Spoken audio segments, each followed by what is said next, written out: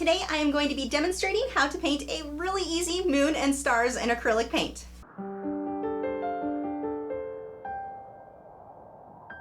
Hi, I'm Lisa, the artist behind Lachri Fine Art. For today's demonstration, I am working on a Frederick's watercolor canvas board. I love these because they're so smooth, so when you're working in acrylic, it's really easy to blend. And I'm using Liquitex Basics acrylic paint. If you are supporters over on Patreon, I've got two videos for you this week. The real-time version of this, and I've added a voiceover for the 2-hour orca painting that I did a while ago. That's the one that you get when you sign up for my email newsletter. For those of you who are already on my email newsletter, I'm also going to be sending out an email to you guys with the updated version that has the voiceover. So you guys will be getting that one as well.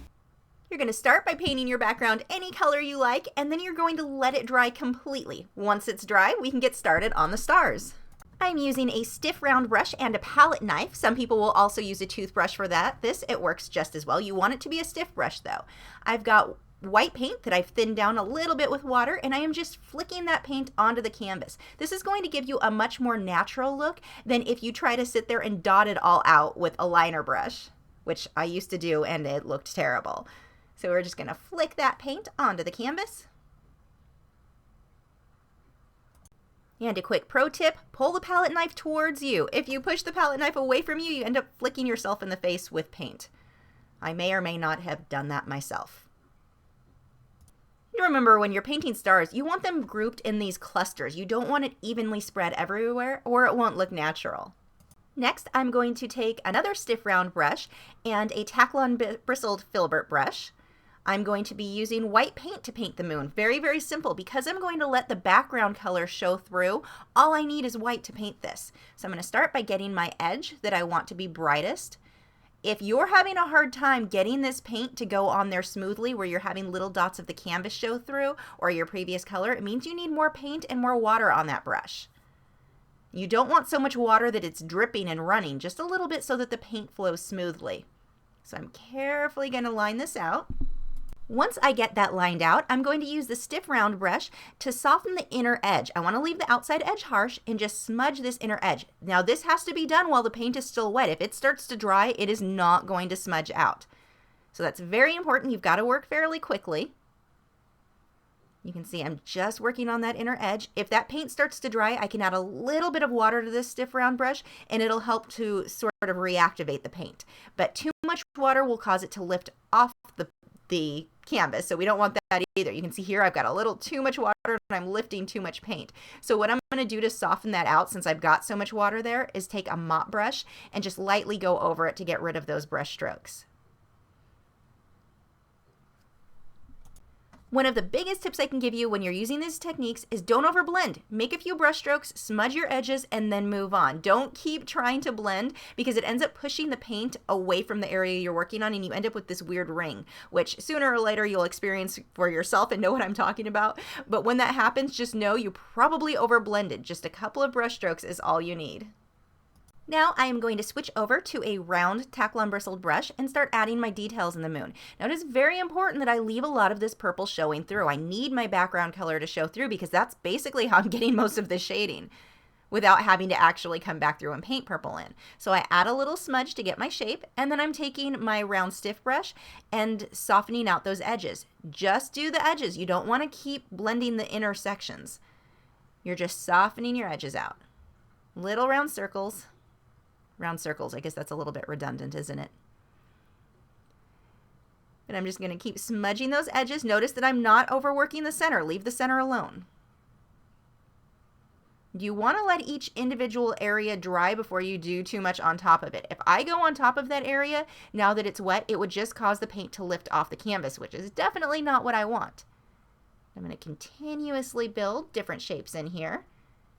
I'm adding the paint. I do have water mixed in with it, but not so much that it's just dripping wet. That won't work either. Just smudging those edges out.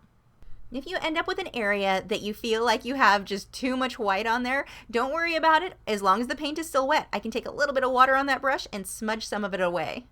And every time you see me switch over to the mop brush, that's that big fluffy brush, it's because I've got a little bit too much water mixed in with my paint. If there's too much water, then that stiff round brush doesn't blend or smudge out very well. So that's where I'll switch over to the mop brush. But for the most part, I'm going to stick to that stiff round brush for just smudging those edges. I don't want to go with too much white on this back end here. Just a little bit so a lot of that purple shows. You can see here, I've lifted a little bit of that off to let the purple show through again. And it's okay if some of your lines are harsher. That's actually a good thing to create the surface of the moon. Just keep layering and layering until you get it how you want it. You can see I'm keeping the edge on the left here much, much brighter and not having nearly as much white as I fade out to the right.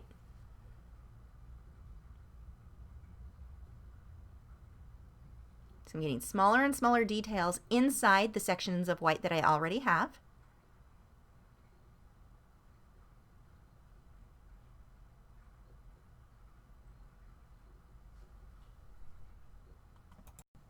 And after you get your moon shaded in where you want it, you can paint your foreground. Pay attention when you're painting things like this to which order they should be done in. You want to work with whatever is farthest back and move forward.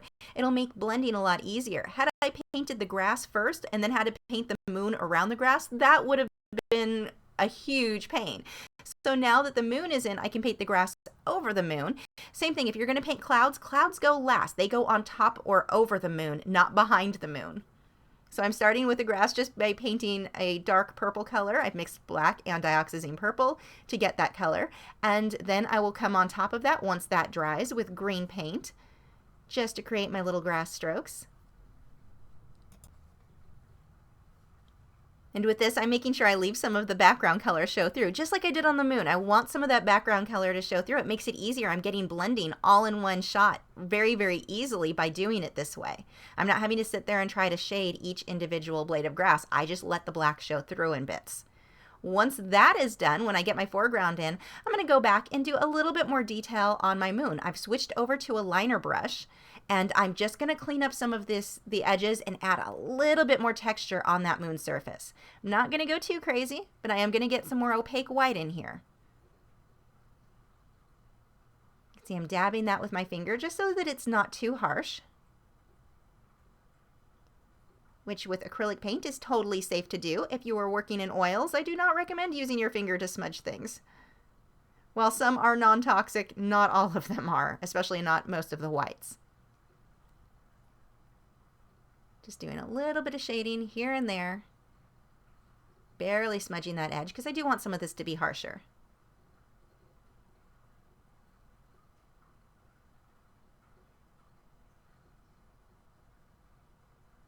You can see I'm sharpening that at some of the edges too, not just the inside sections. I want some of these edges just a little bit more crisp.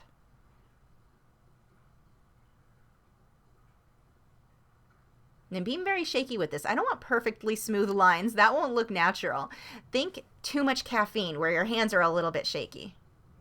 And before anyone says it, no, I did not drink caffeine before recording this video. This is just how fast I talk. Just smudging that edge out. And notice I left the inside section right up against the purple very harsh. I don't want to blend everything.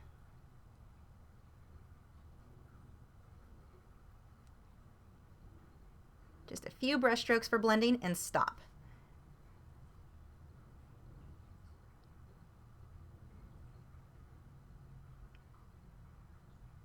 That's something really important to notice. I only made a few brush strokes in order to get that blended. Don't keep blending and blending. I can't stress that point enough. And that is it for this one. You can really see here how easy this is to do just by letting that background color show through. It takes away all the trouble of trying to blend multiple colors. Thanks for watching. If you're new to my channel, I have new video critiques every Tuesday where I'm critiquing your original paintings or drawings, my own speed paintings, drawings, and tutorials every Wednesday, art Q&A videos every Thursday, and artist vlogs each weekend. So if you haven't already, I would love for you to subscribe so you don't miss out on anything. And you can follow me on Facebook, Twitter, Instagram, Google+. All of those social media sites are linked below in the video description where you can keep up with news, my newest work, and see real-time clips of whatever it is I'm currently working on. I'll see you guys tomorrow, Tuesday, where I'm critiquing your original paintings or drawings. There is a loud plane going by. Let's just go ahead and wait for that. The joys of living near an airport. I love this apartment, but that is a pretty annoying drawback. It's actually the only drawback I found of living here. And it's really only annoying when I'm trying to do videos or podcasts. It's never going to stop making noise.